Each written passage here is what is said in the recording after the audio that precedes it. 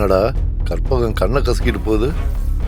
முறப்பையன் இருக்கும்போது எங்கிருந்தோ ஒருத்தனை கூட்டிட்டு வந்து பொண்ணை கட்டி கொடுத்தா கண்ணை கசக்கித்தானே ஆகணும். என் பையன் செந்தில்வேலனுக்கு உங்க பொண்ணை கொடுங்க, சொந்தம் விட்டு போகாம இருக்குன்னு எவ்வளவோ பேசி பார்த்தேன். கேட்டா தானே? பொண்ணு ஆசைப்பட்டுட்டா நான் என்ன செய்ய முடியும்னு வியாக்கியானம் பேசுறான். செந்தில் இல்லைனாலும் பரவாயில்ல, என் மவன் முத்து செல்வனையாவது கட்டிக்கலாம்ல. ஏய், செந்திலுக்கு என்னடா குறை? இப்ப சொல்றேன் கேட்டுக்க. ஓ மவனை காட்டிலும் படிப்புலயும் சரி அறிவிலையும் சரி சலச்சமே இல்லாம.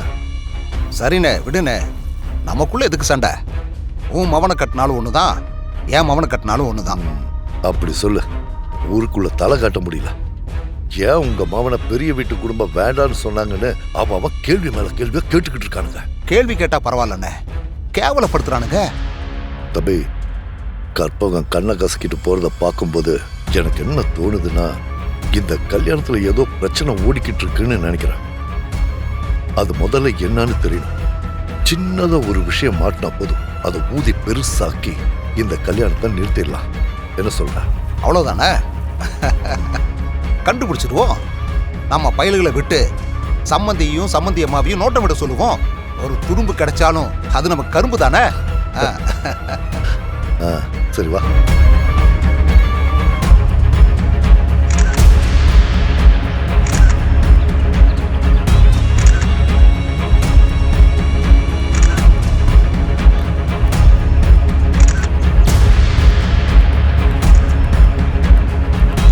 நீங்க போயிட்டே இருங்க, நான் வரேன். டேய் அஸ்வின், எப்படா வந்த? எப்படி இருக்க சித்தி? என்னடா பொண்டாட்டி மட்டும் கூட்டிட்டு வந்திருக்க, அம்மாவை கூட்டிட்டு வரலையா? அம்மா கொஞ்சம் உடம்பு முடியல சித்தி, அதனாலதான் எங்க 2 பேரையும் போக சொன்னாங்க. சரிடா. என்னடா அஸ்வின், எப்ப பாரு செல்ஃபி எடுத்துக்கிட்டே இருக்க? வாட்ஸ்அப்ல ஸ்டேட்டஸ் போடணும் சித்தி. டேய், நான் உண்மையை சொல்றேன், நீ நம்ப மாட்டல? இரு, நான் அவர் கூட எடுத்த செல்ஃபிய அனுப்புறேன், அப்ப நம்புவல நீ. டேய், ரொம்ப நாளாச்சு உங்ககிட்ட பேசின்னு நான் உனக்கு ஃபோன் பண்ணா, ஏன்டா தேவையில்லாம அந்த ஆளோட பேரை சொல்லி என்னோட மூட ஸ்பாயில் பண்ற? எனக்கு அவரோட பேரை கேட்டாலே இரிட்டேட் ஆகுது. வைடா போன. டேய் டேய் டேய் சந்தோஷ், டேய் வெச்சிட்டானா என்ன? ஆட பாவி, சொன்னா நம்ப மாட்டேங்கிறான். நம்மள லூசா குடிச்சிருக்கியான்னு வேற கேக்குறான். இனி பேசி பிரயோஜனம் இல்லை, ப்ரூஃப் அனுப்பி வைப்போம், அப்போ தெரியும் யாரு லூசுன்னு. அவனுக்கு நம்ம ஹரிசார் கூட எடுத்த போட்டோவை அனுப்புவோம், அதை பார்த்தா தான் நம்புவான்.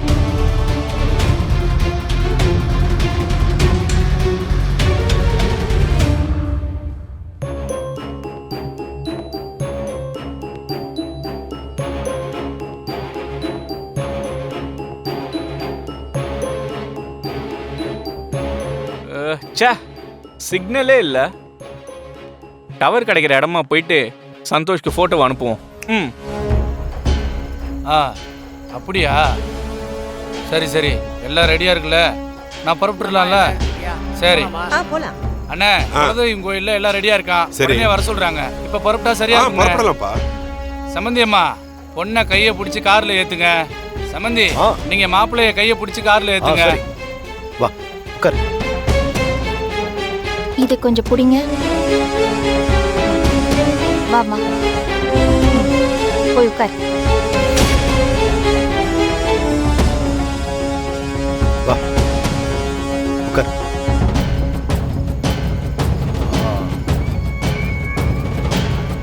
கொடுங்க. அவ்வளோ ரெடி. சொன்னதெல்லாம் புறப்படலாம்ல? வண்டி எடுப்பா, கிளம்புங்க. எல்லாரும் வாங்க வாங்க. வணக்கம் பூசாரி. வணக்கம் வணக்கம் வணக்கம்.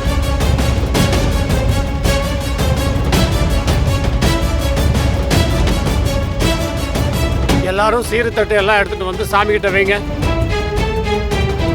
சம்மந்தியம்மா, நீங்க முதல்ல வைங்க.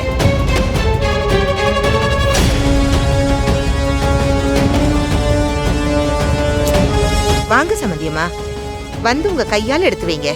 என்ன தாயி, எல்லாத்துக்கும் தயங்கற இப்படி? மகாலட்சுமி மாதிரி இருக்கிறேன்னு சொல்லிட்டு தான் எல்லாத்தையும் உன்னை முன்ன நின்னு செய்ய சொல்றோம்.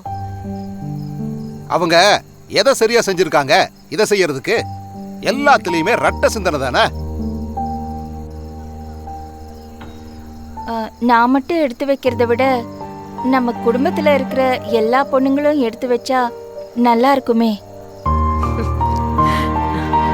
புருஷன் பொண்டாட்டி மட்டுமே குடும்பமா இருக்காங்கன்னு சொன்னீங்கல்ல, எது செஞ்சாலும் சேர்ந்துதான் செய்யணுங்கிற எண்ணத்தோட தான் இருக்காங்க பாருங்க.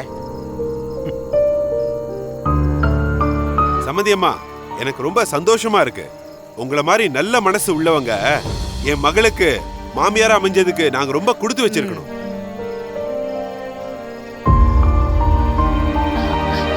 வாங்க போமா. இப்படி வைங்கம்மா.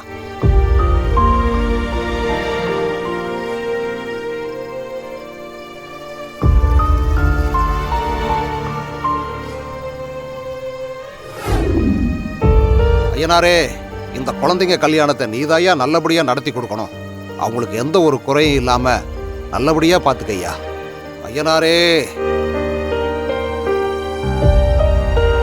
தேவையில்லாம இப்படி ஒரு சிக்கல்ல வந்து மாட்டிக்கிட்டேன். இதனால என் வாழ்க்கையில எந்த பிரச்சனையும் நடக்காம நீதான் என்னை காப்பாத்தணும்.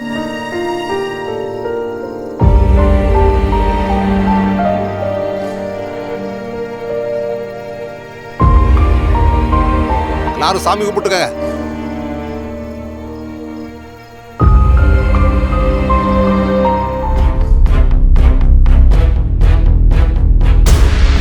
அட என்ன சம்மந்தி பார்த்துட்டு நின்னுட்டு இருக்கீங்க? வாங்க வந்து உட்காருங்க. இதெல்லாம் வயசு பிள்ளைங்க செய்யறது, நமக்கு ஒத்து வராது. நாங்களாம் என்ன வயசு பிள்ளைங்களா? இதான் மாப்பிள்ளை வீட்டு குசும்புங்கிறது. நியாயமா பார்த்தா இதெல்லாம் மாப்பிள்ளை வீட்டு செலவு. கண்டிப்பா வளையலுக்கு காசு நான் கொடுத்துட்றேன். மற்றபடி இந்த வளையல் போடுறதெல்லாம் வேண்டாம். அதுதான் அரவிந்தும் பாரதியும் கலந்துக்கிறாங்களே, மாப்பிள்ளையும் பொண்ணையும் நாங்க என்கரேஜ் பண்றோம். சும்மா வெக்கப்படாம வாங்க சம்மந்தி. இதையே டிவியில வளையல மாட்டு மனசை காட்டுன்னு ப்ரோக்ராம் பண்றாங்க. அதுல நம்மள மாதிரி நடுவயசு ஆளுங்க கலந்துக்கிட்டாதான் நிறைய பேர் பாக்குறாங்களாம். இது இங்க ஒரு வழக்கம் சம்மந்தி. மறுக்காம சம்மந்தி அம்மாவை கூட்டிட்டு வந்து உட்காந்து கையில வளைவிய போடுங்க. வாங்க வாங்க.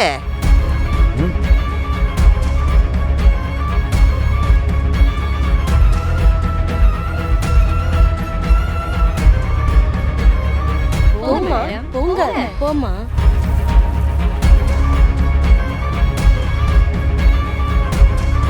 சரியா ஒரு நிமிஷம் டைம். அதுக்குள்ள யார் நிறைய வளையல் உடையாம போடுறாங்களோ அவங்க தான் வின்னர். எல்லாரும் ரெடியா இருங்க. இப்ப ஆரம்பிக்கலாம். எங்க சம்மந்தியை விட நம்ம தாங்க ஜெயிக்கணும். சீக்கிரம் வளையல போடுங்க. போடுறீங்களா அவங்க தான் வின்னர். புரியுதா? சீக்கிரம் போடுங்க. சண்முக மாமா சீக்கிரம் போடுங்க. சீக்கிரம் சீக்கிரம்.